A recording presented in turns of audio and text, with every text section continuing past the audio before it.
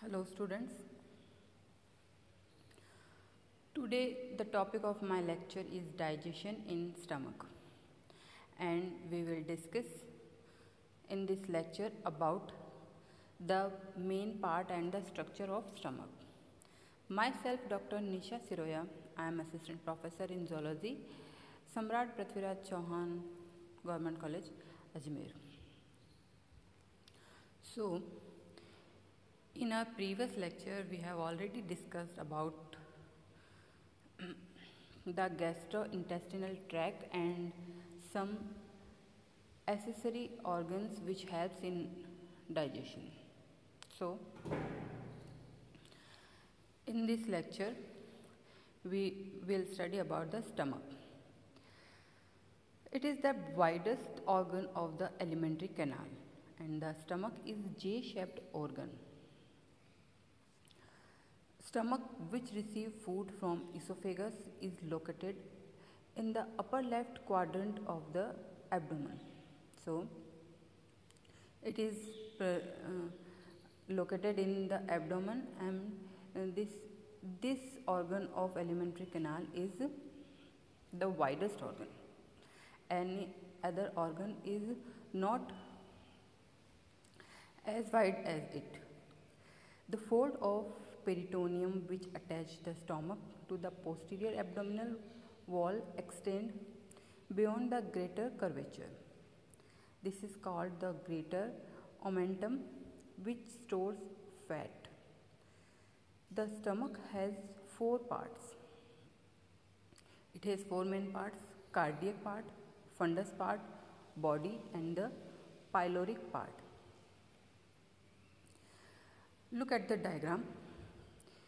There clearly shown all the parts of the stomach. Here the fundus, cardia, body, and at the posterior side there are pyloric part, which is divided in two parts, and we will discuss about later. So firstly move on to the next topic. The cardiac part means cardia.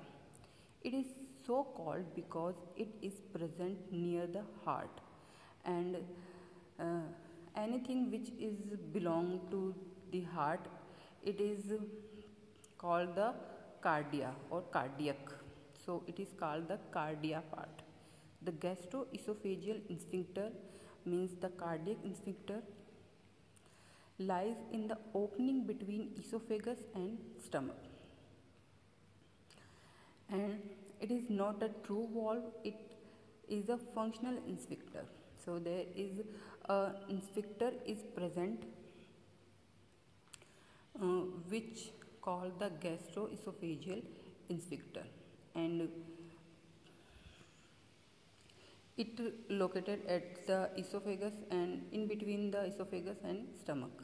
So through this sphincter the food come into stomach. Second is fundus. Fundus is commonly filled with air or gas, and it is the second part of the stomach. In this diagram it is located at the upper part. Now the third part, which is called body. Body, it is the main part of stomach, and the fourth one is pyloric part. We can say it pylorus also. It is the posterior part of the stomach. The pyloric part is divided into the pyloric antrum and the pyloric canal. Look at in this diagram.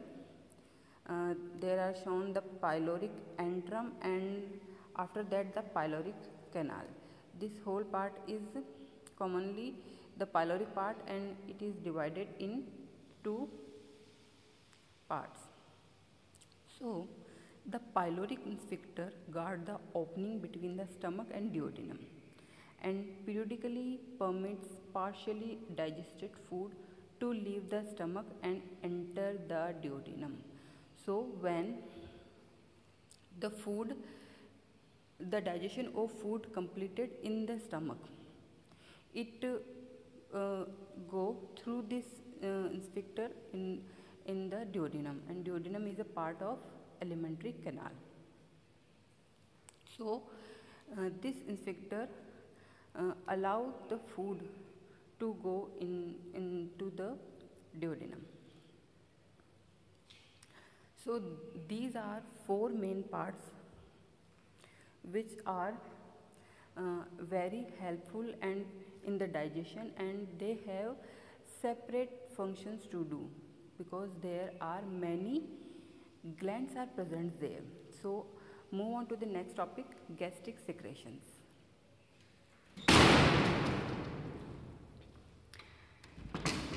Gastric secretion. Gastric secretion, actually the mucosal lining of the stomach is simple columnar epithelium with numerous tubular gastric glands, where many gastric glands are present, and the gastric glands open to the surface of the mucosa through tiny holes called gastric pits. Four different types of cells make up the gastric glands: mucous cell, parietal cells, chief cells, and endocrine cells. So the secretion of these three exocrine glands, mucous, parietal, and chief cells, compose of they make the gastric juice. But the endocrine cells, it is the product of the endocrine glands are secreted directly into the blood streams. So they are not a part of gastric juice, as we all know that the endocrine glands have no tubules or no tubes to secrete their secretion. They secrete their secretion directly into the bloodstream. So the endocrine cells secrete here a very important hormone, gastrin.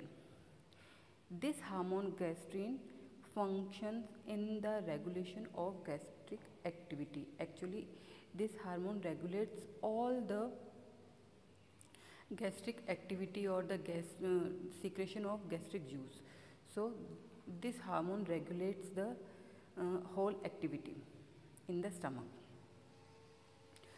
Now, regulation of gastric secretion. The regulation of gastric secretion is accomplished through neural and hormonal mechanism. Gastric juice is produced all the time, but the amount varies subject to the regulatory factors. It means all the times there are always some amount of gastric juice is present in the stomach, but the amount of this juice is varies according to many factors. Sometimes the juice is secreted in large amount and sometimes it is in less. Regulation of gastric secretion may be divided into many phases. The important phases are cephalic phase, gastric phase, and intestinal phase. So when we thought about some delicious food or get some smells, it starts the cephalic phase of the gastric secretion. So in this phase, the gastric juice start to secrete, and if the presence of food in the stomach, it initiates the gastric phase. Whenever the food reaches in the stomach, the phase is called the gastric, and the last phase is start when the presence of food in the stomach initiate the gastric phase, and when the presence of acid chyme in the small intestine begins the intestinal phase. This phase is the last and the third phase. So in this way these three phases are regulated by this hormone gastrin, and the digestion of Food in the stomach is also regulated by the gastric juices. So, students, in this lecture we studied about the main part and the structure of the stomach, and in our next lecture we will discuss about the digestion process in the stomach. Thank you so much.